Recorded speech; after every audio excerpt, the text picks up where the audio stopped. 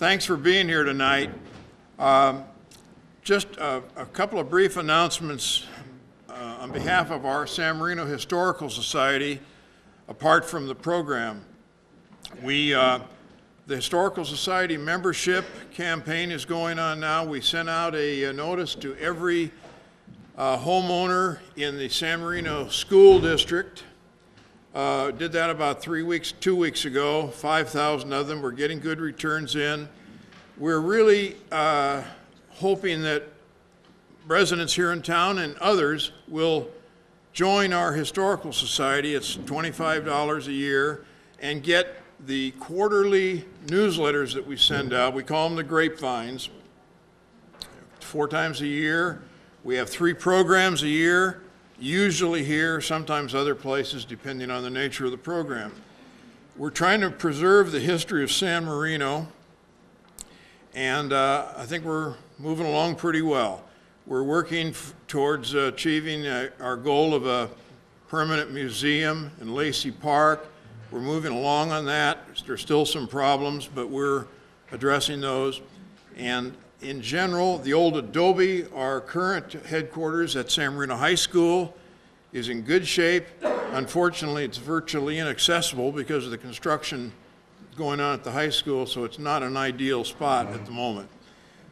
So I'm going to have in fact, I think I will pass around a notepad. If you'll just pass it back and forth on the table. Anyone who has not received the blue envelope invitation to our Historical Society membership, just put your name and address down and we'll send you one. So I'll pass that around. If it just goes back and forth, you can just jot your name and address down and we'll make sure you get one very quickly. So with that, I think, are there any questions here that anyone has concerning our Historical Society and how to join and so forth? Okay. We have Marilyn Peck, our past president, is in charge of our shirts and totes. Marilyn, stand up. She's right down here. This is our fundraiser for our future home development for the Adobe. This is San Marino in color. And we have t-shirts, we have sweats, and I make nice Christmas gifts. And we have a terrific tote, very heavy duty. So if any of you are interested, see me after the meeting. These shirts have a map of San Marino on the front with all the streets shown, and you can identify where you live, and with discretion you can point to where you live. But there it is. It's a map of San Marino, our own city, so you walk around with a map of our town on the front of your sweatshirt. So they've been very popular, and Marilyn's right here and she can take orders for them right here tonight. So, with no questions and no mic, I'm going to ask our program chairman, Ave Bortz, to take, I was going to say take the mic, but take the podium. Thank you. Ave. Good evening, everyone. One of the advantages to being a school teacher is the fact that you usually can make yourself heard probably in a stadium of people. So the lack of a microphone is probably not a problem for me. My mother used to call me Big Mouth, which wasn't very nice of her. But mothers always do tend to really kind of zero in on your top-notch characteristic.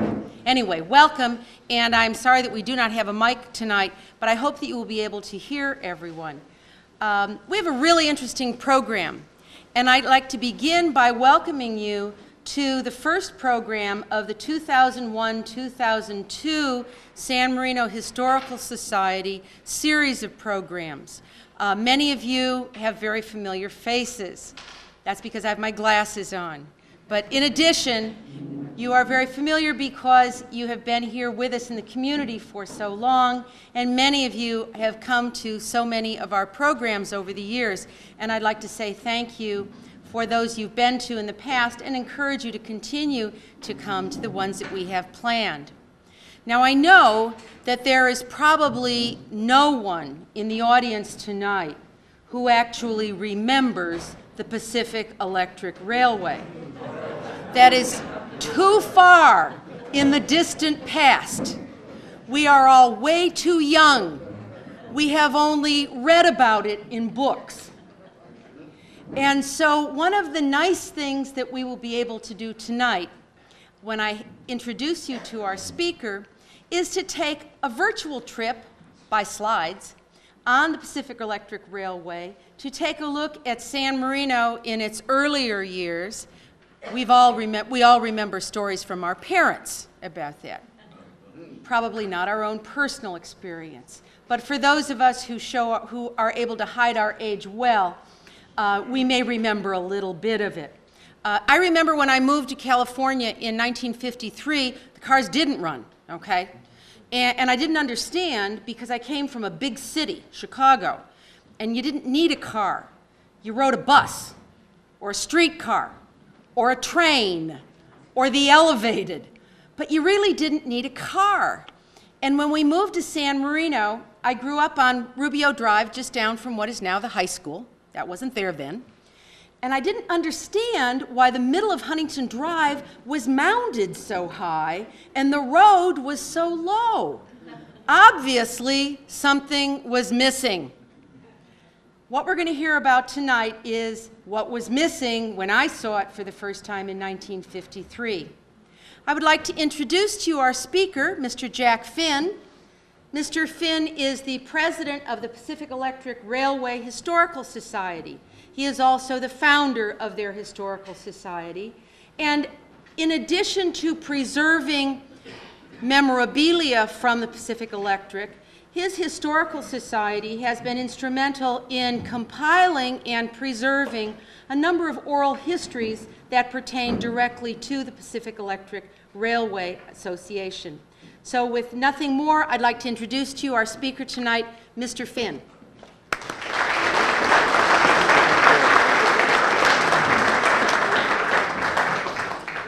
Well, I hate to admit it, but I can remember the cars running on Huntington Drive. So that tells you. I have recently retired, so I'm not at all ashamed of my age. I'm happy with it so far. The good Lord has been kind to me, so I have no complaints. But before we start covering the Pacific Electric Railway in San Marino, let's first take a glimpse at the man who built the railways and founded San Marino, Henry Edwards Huntington. Can you all hear me? I was also a preacher for 42 years, so. Henry was the son of Solon and Harriet Saunders Huntington, and he was born in Oneonta, New York, on February 27th, 1850. His family roots in America started with Simon Huntington, who sailed from Norwich, England in 1632, and he and his family settled in Roxbury, Massachusetts. Simon Huntington's descendants played an active role during the Revolutionary War. By that time, over 100 years later, 150 years later, the Huntington family had spread throughout New England. Jabez Huntington, Sr. and Jr., were both general officers in the Revolutionary Army. Ebenezer Huntington was Adjutant General and Connecticut representative to Congress for 2 terms. Samuel Huntington was one of the signatories of the Declaration of Independence. He was also president of the Continental Congress and later became governor and chief justice of the state of Connecticut. Then, of course, there was Henry's very famous uncle, Collis Potter Huntington, who parlayed a Sacramento hardware store into one of the great financial fortunes of his time. Besides building the Central Pacific and the Southern Pacific, he also built many other railroads throughout the United States. Not so well known, perhaps, is that he also founded the city of Newport News, Virginia, and its shipyard. and they remained in the Huntington family well up into the 1950s. Although acutely aware of every detail of his operations during his lifetime, Henry Huntington was also a man of broad and independent attitude. He was a product of the robber baron era,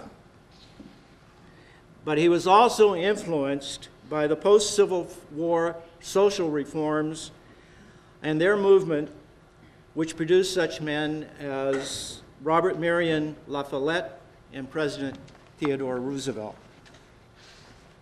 Henry Huntington started out in his father's hardware store in Oneonta, New York. But at an early age, having broad horizons, he moved to New York City to carve out his own life. In New York, he was soon noticed by his uncle, C.P. Huntington, and he sent Henry to West Virginia to take charge of certain interests which C.P. had there.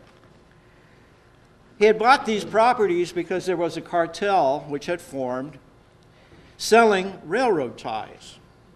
And C.P. didn't like the inflated price, so he put him out of business. But Henry acquitted himself so well in that enterprise that in 1881, C.P. appointed him superintendent of construction of the Chesapeake, Ohio, and Southwestern Railroad, which was being constructed from Louisville to Memphis, Tennessee. He was very successful at this, so much so that C.P. then appointed him as superintendent of the Kentucky Central Railroad. And there he quickly rose from superintendent to general manager and finally to vice president. In 1890, C.P. felt it was time for Henry to move on, and he was placed in charge of the Newport News and Mississippi Valley Railroad, which ran from Memphis to New Orleans. In 1893, C.P., who was president of the Southern Pacific, appointed Henry assistant to the president of the Southern Pacific lines. In fact, he was virtually the man who ran the company. So Henry moved to San Francisco, where he became his uncle's alter ego and the real head of the Pacific coast on the Pacific coast of the vast properties which his uncle controlled. In 1900, Henry became a first vice president of the Southern Pacific Company and was obviously being groomed by C.P. Huntington to take over his throne.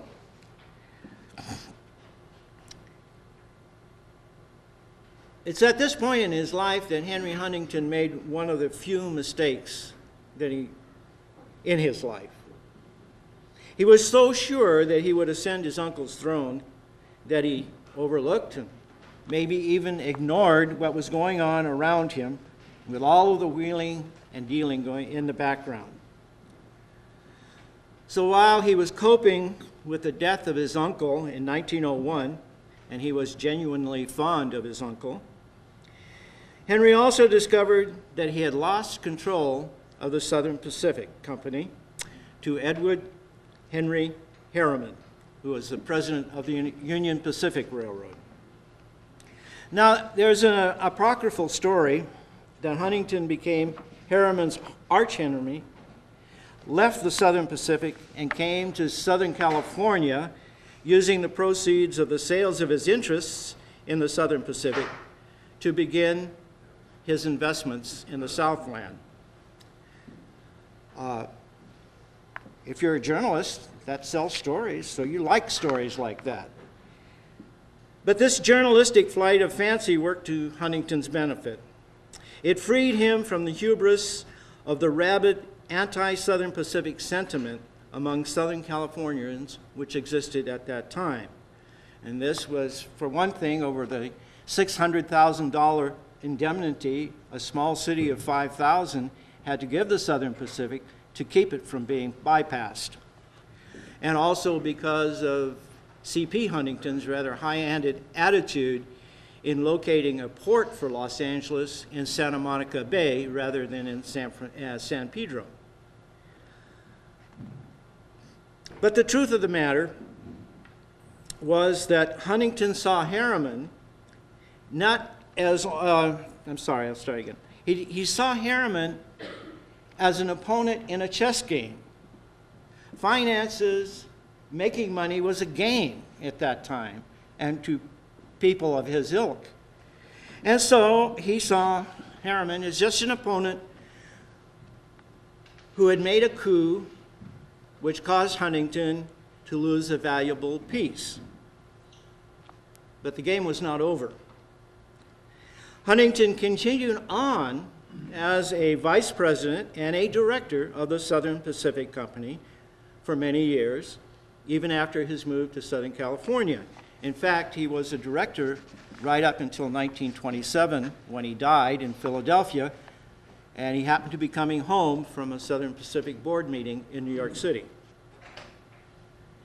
The money used for his investments in Southern California came from the fantastic profits he had made upon the sale of his interest in the Market Street Railway of San Francisco in 1900.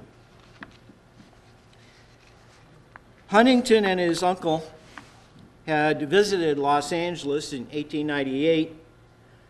They came here ostensibly to buy the Los Angeles Railway, which were the narrow gauge lines running in Los Angeles at the time. And during that stay, Huntington was the guest of James DeBarth Shorb, which I'm sure that name rings a bell in this audience, at his home on Rancho San Pasqual, which Shorb had named San Marino after his home in Maryland. Now, Henry fell in love with the area, and he also liked the sound of Shorb's home, San Marino. He had probably started to make plans to invest in the development of Southern California at that time during his visit to Shorb, because as soon as he did arrive in California in 1901, after his uncle's death, he formed the Pacific Electric Railway and commenced construction. And construction went fast. For instance, the Long Beach line was constructed in 9 months from the time that the franchise was given to Huntington until the line actually opened for service. And it was not a slipshod built line. It was built to first-class specifications. To bring the Pacific Electric into the San Gabriel Valley, Henry bought the Pasadena and Los Angeles Electric Railway from Sherman and Clark, two brothers-in-law who came from other parts of the country but started their financial empires in Arizona. And they bought this narrow gauge steam line, the San Gabriel Valley Railroad, from guess who? Southern Pacific. That's right. The Southern Pacific from Mr. Harriman. The trunk line of the Pacific Electric through San Marino was the Monrovia line, which eventually ran as far as Glendora. And of course, you know that it ran along Huntington Drive. But branching off of it were the Pasadena via Oak Knoll line in the west, between El Molino and Oak Knoll Avenues, and eventually ended up on Oak Knoll Avenue and then crossed over to Lake and up to Colorado. And the Sierra Madre line, which went north from San Marino on San Gabriel Boulevard. So having built the rail lines, Sierra Madre, I'm sorry. So I'm a little nervous.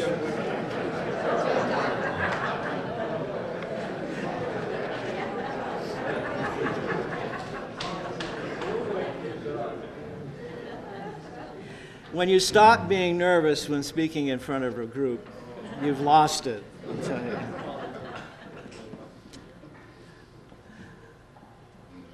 Now, having built the lines which would provide transportation for San Marino, Henry decided to sell the lots upon which its homes would be built. So he purchased Rancho San Pascual. But he reserved 200 acres for his own estate, which he named, guess what? San Marino.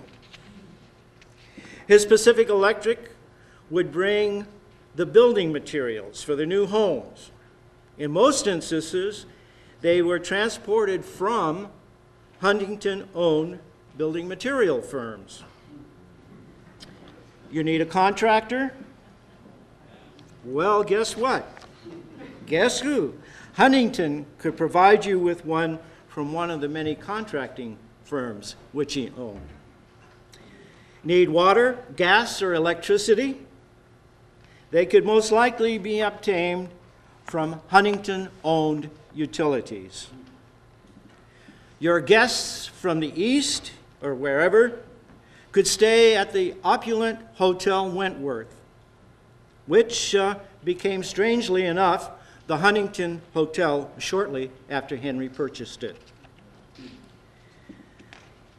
Henry Huntington was the dominant man in the area. He was also affably domineering. When a dinner was given in his honor at the Hotel Maryland, which was located on the corner of Los Robles and Colorado in Pasadena, on the night of October 3rd, 1906, the following menu was selected, or at least approved, by Henry Huntington. No one ever pulled surprises on Henry. And this is the menu. Toke points, followed by clear green turtle au quenelle with celery, pinola, and almonds, followed by grenadine of striped bass béarnaise with cucumbers and grilled potatoes, followed by stewed terrapin, poulet en casse with cheese wafers, followed by supreme of chicken Maryland with French peas, followed by a frozen apple toddy to clear the palate, with roast Homer squab with jumbo asparagus and vinaigrette, followed by traction ice cream. Now that one really piques my curiosity, with macaroons. And this was followed by cheese, toasted crackers, and coffee, followed by amontillado, mums, chartreuse, and cigars. That was it.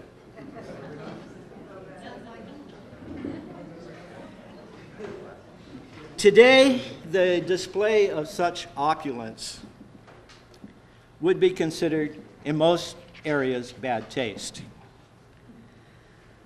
But we must remember that at the time, it was considered mandatory for one to display one's position and wealth in society.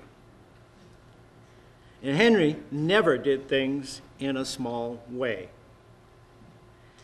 He not only owned a private railroad car, he owned 3 of them.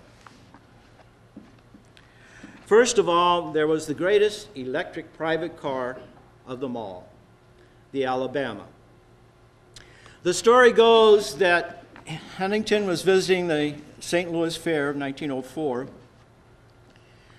and the St. Louis Car Company had displayed one of the interurbans that they were building for him. This was the latest technology. But unfortunately, displayed right next to it was a private car, which was named the Mississippi. When Huntington saw that, and he looked at his interurban, which was a beautiful car, he saw there was just no comparison between the two, so he immediately contracted with the St. Louis Car Company to build himself a private car that was equal to the Mississippi, except that this car would be an electric railway car. And they built it, and it had powerful motors and big wheels, and it was sumptuously appointed inside. The car went so fast, we don't know how fast it could go. Electrical engineers think that if improvements in electrical wiring of motors and so forth had been applied to the Alabama, it probably could have gone about 120 miles an hour. That's with parallel and field shunting in the motors. They had none of these things. But there is one recorded instance where the Alabama went from 9th and Hooper, or Olympic and Hooper, as you prefer, to Long Beach early in the wee hours of the morning, one morning, and it made the trip with one stop, and that stop was at Vernon Avenue, in 15 minutes. So it was doing a good 90 miles an hour. And this was in 1905.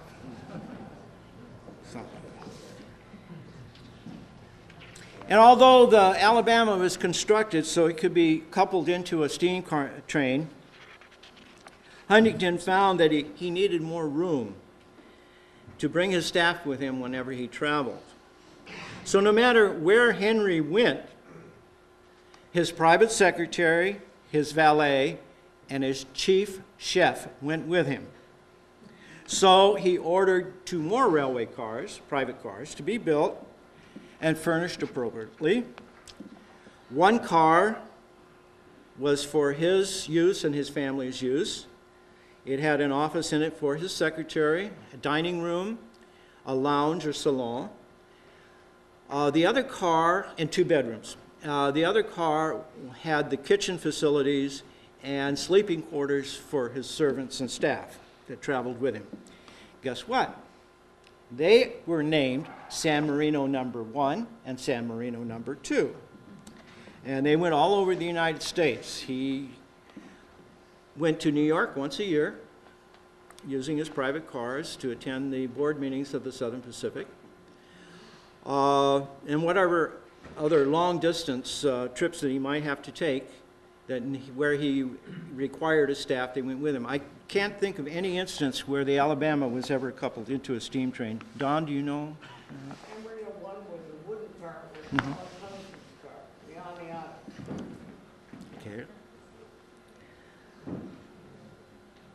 Now, Huntington's mansion was connected by a rail spur off of Sierra Madre Boulevard,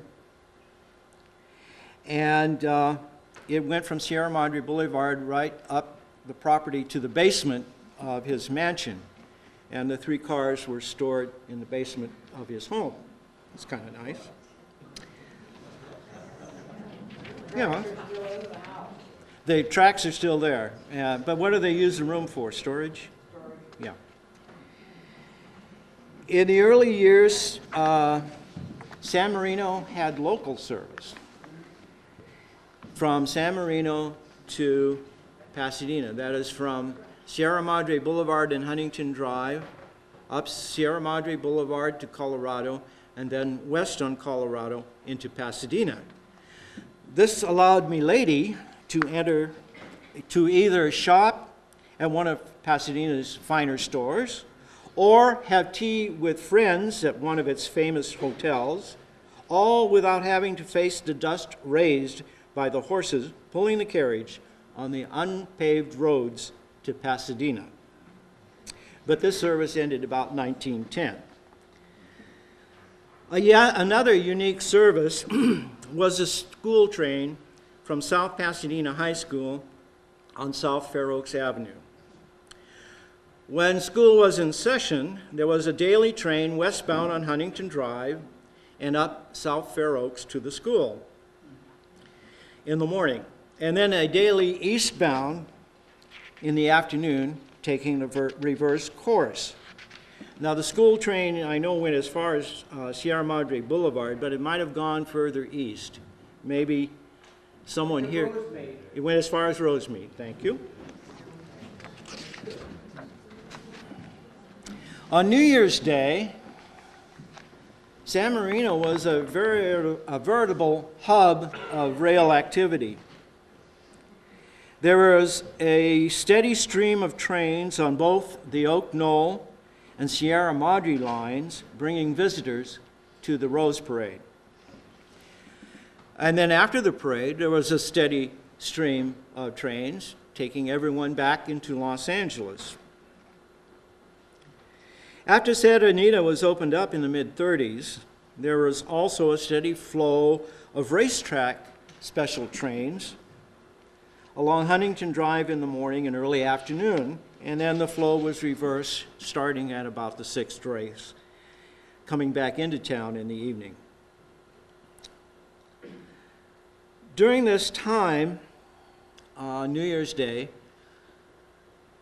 especially since New Year's Day was also usually the opening of Santa Anita, almost any car that was safe to run was being used to carry people on the system.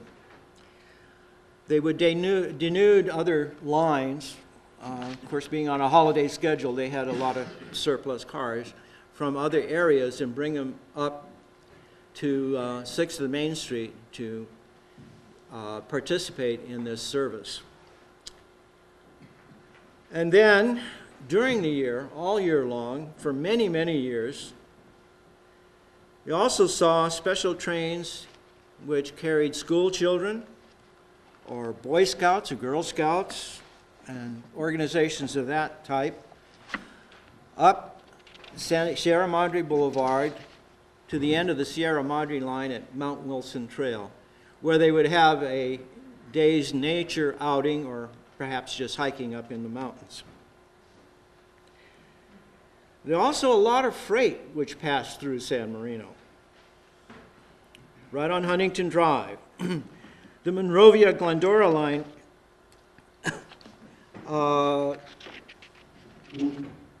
held 9th place among all the lines of the Pacific Electric in terms of freight generated. And that's pretty hefty when you consider what was carried on the harbor lines and the line to San Bernardino, etc.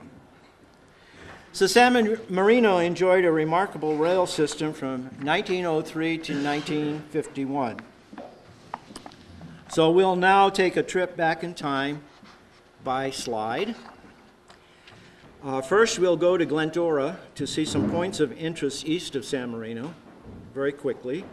And then we'll travel from San Marino into Los Angeles and back. Now, most of these slides are black and white. Some were taken before color film was invented, and of course in later years, because color film was expensive, even in the early 50s, they're quite rare, and also because the color film of that day was very slow, and it was almost impossible to photograph a moving car with color film. So if you are ready, my projectionist, where is he? There he is.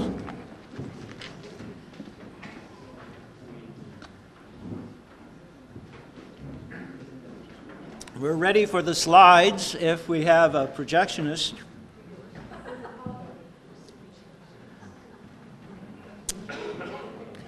I hope I didn't kill him with boredom. Well, I can do it from the projector. Avi? Yes. I can do it from the projector. There's no problem. We can hear you better up there. Yeah. The acoustics are a little better, maybe. Okay. Let's go the first film, the first slide. This is the Alabama in her pristine glory. You can see, really, it was quite a car. It was bigger than anything that ran on any of the electric lines in Los Angeles as far how it's shown them. We'll go to the next one.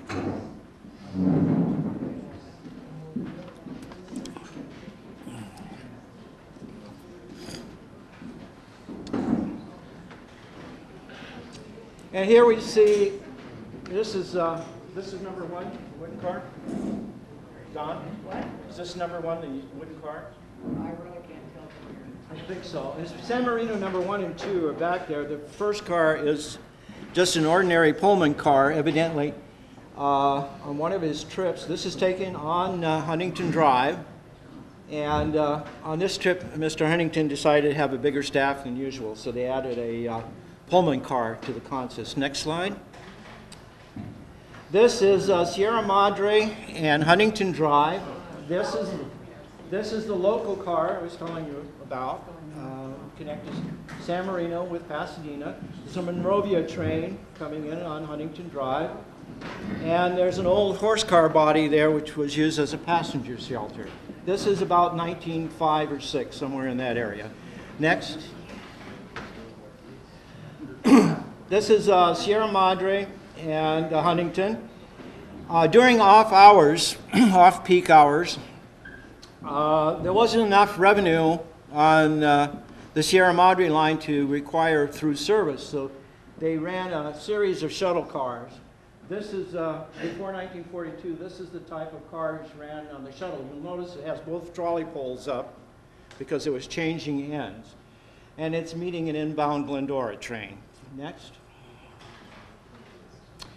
After 1942, they just used the regular equipment on the line, which was these beautiful metal cars, steel cars, 1100 series. And he's taking the crossover. It's kind of hard to see, but this is the regular inbound track. That's the outbound track. And this track is crossing from one to the other. That's so the car can change ends and then head out on the proper track. This again is at the Sierra Madre and Huntington Drive. Next. This is what, this is Sierra Madre at Hunlet Street. Hunlet? Street. Taken about 1927 or 28. Looks a little different there now. Next. Well, this is for your president. He twisted my arm and said he would throw me down the stairs if I didn't have one. This is a picture of the school train on South Fair Oaks Avenue being loaded, probably in the late 40s at some time. And it's headed south on Fair Oaks. It's going home, this afternoon train. Next. And here it is. It's going past Oneonta Junction. That's where South Fair Oaks runs into Huntington Drive. It's very rare for trains to make that curve from north to east, but the school train did it every day. Next. And here it is. We're coming up Huntington Drive at Sierra Madre Boulevard. I think Damon's is still there, I think.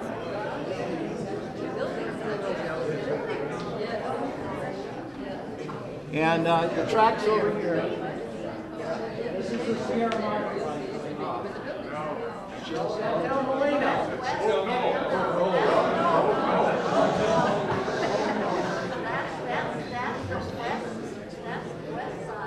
Are you going to lynch me? Oh, the El Molino? Okay. Yeah, okay. Okay, you can go to the next slide. This is a Rose Parade train running out of the 6th and Main station. The station had a concourse which ran from the elevated terminal in the back onto Main Street. And this is where they loaded the trains. Next. This is a train of wooden equipment from the Western District, well, it's called the Western District. The lines to the west, which originated, most of them, from a terminal on Hill Street. But there was a connection on 6th Street, and this train is at 6th and Hill Streets. The Pershing Square is to the right. And it's headed nonstop for Pasadena. Next. And here we are at about Marengo. But as I said, they used all sorts of equipment on that day. These cars were used on the Mount Low line, but after it was abandoned, the only use they got was on New Year's Day or running to Santa Anita, and this happens to be a Santa Anita special. Next. Here's another set on Huntington Drive, East San Marino. Next. And here's another set. You see all different kinds of equipment on that day. Again, this is headed towards Santa Anita.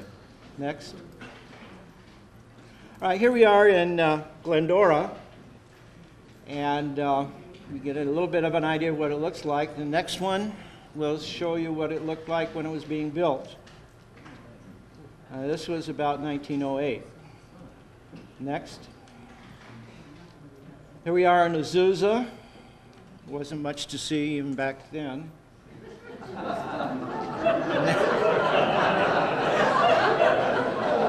Still isn't. Next. This is one of the biggest construction projects well, it is the biggest on the PE and one of the biggest in the world. It's a 2-track bridge, concrete bridge across the San Gabriel River. Could carry anything. It was a very strong bridge. Unfortunately, we don't think about it, but our floods here are sometimes stronger than anything man can build. And it was washed out at this end in 1938, and they replaced it with a girder span, single track. The line was single track from this point, well, actually before this point, out to, at that point from Shamrock Avenue in Monrovia to the end of the line, it was single track. Next. This is Olivet Avenue in Duarte, and the cars there are not running, they're in storage. That track that they're on is the one that they took out of service, but they used it to store cars, and they stored these cars from Santa Anita. So you can see the logistics involved. If they had to store the cars all the way out as far as Duarte to have enough trains to take the people home from Santa Anita. So it's how many people they carry. Next. This is kind of interesting. This is what's called the Day and Night Spur. Now, if you remember the Day and Night Water Heater Company, that this spur went down to it. It was only electrified for a few hundred feet, but this is where all of your water heaters came from in that day. It was used as a passing siding. Next. Here we are in the Shamrock Avenue in Monrovia. This is towards the end. These cars were only used in the last few months of service. Next. These cars, this is Monrovia at Olive Avenue, and it happens to be a single car coming from Glendora taking people to Santa Anita, but this is basically the type of equipment that was used on the line. And these cars ended up in Argentina. When the line was abandoned, in Buenos Aires. Next. This is the Santa Fe crossing in Arcadia. Next. And this has a fond memory for me because this is the old Pony Express Museum, which is at Arrow Highway and Huntington Drive. I can remember going there in, I think it was 6th grade, 6th or 7th grade. We had an outing to the Pony Express Museum, which had a lot of Indian artifacts, narrow gauge locomotives and cars, and the Pacific Electric. This was just above the Santa Anita stop. Next. This is, again, the power of nature. This was in 1943, March of 1943, and the floodwaters in Eaton Wash washed out one, didn't affect the inbound line, but it washed out the bridge supporting the outbound line. No one was hurt. This is during the war, and there was owl service. So there weren't very many people on the car. Unfortunately, no serious fatalities. Next. Here we are in San Marino at Sierra Madre Boulevard. And these cars, as I said, were the ones that were used at the end. They had to use two-man cars. They had to have a motorman and a conductor because of the single track working out to Monrovia. So they were required to have two-man cars. Anyway, these cars, when they finished their stint on the Monrovia line, also went to Argentina. Next.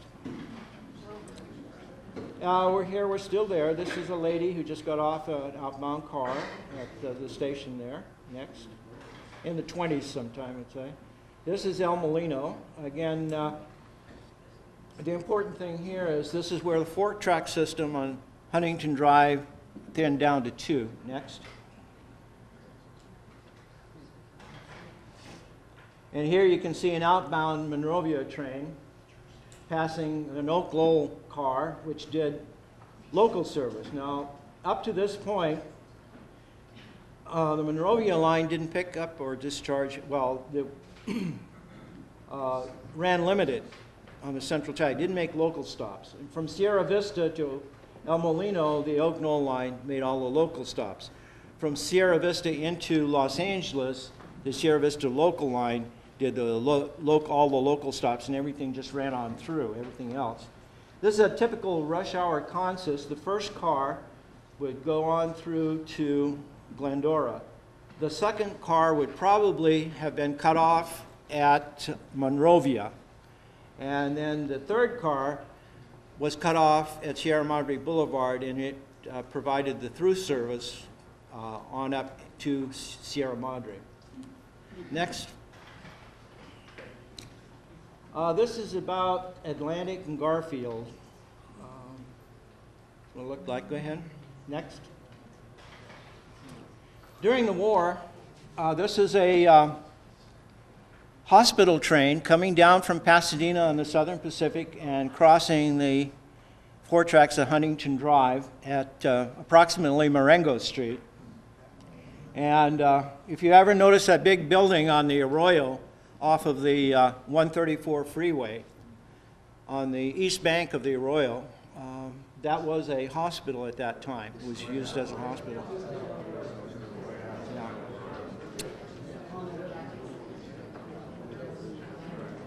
During the war. Next. Here we are at Oneonta, and of course you know what that was named after. It was named after Huntington's birthplace.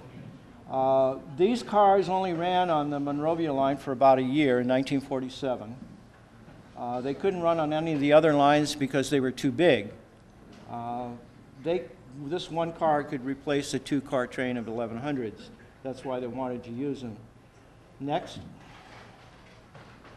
Here again is a better view of Oneonta, and the little cupola on top of the station was the interlocking tower. They controlled the crossing with the Southern Pacific at Marengo, plus all the complicated switches which involved switching onto South Fair Oaks Avenue. Next. Next, there we go. This is another car inbound at the same spot. It gives you kind of an idea of what the area was like. Next.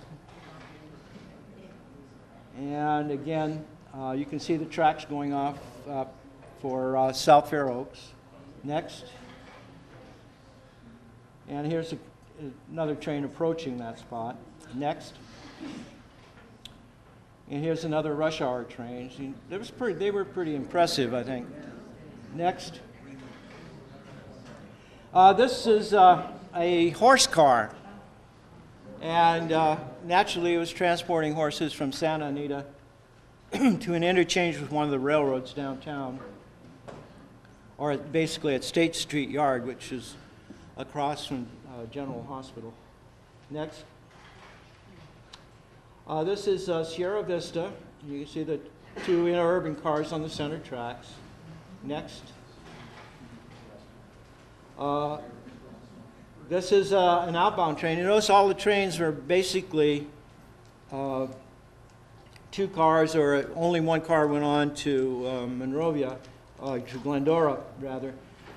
These cars, the capacity was so much less that it required 3 cars. One of them was probably cut off. I don't know if they ever ran 2 cars all the way to Glendora, though. This is a rush hour special. Next. Again, here's one of the, what they call these cars, blimps. They came from the Bay Area. Next. This is in El Sereno, south of Sierra Vista. Next. Freight, as I said, was important, and this is the original color of the freight locomotives. They were painted red, too. In later years after the war, they were painted black. Next. This is a portable substation. Pacific Electric switched from 50 cycle to 60 cycle AC in the substations, and so they had these portable substations for emergencies. And one of the things that they did was, like, they were converting the substation at Sierra Park. They used the portable to provide power to the line.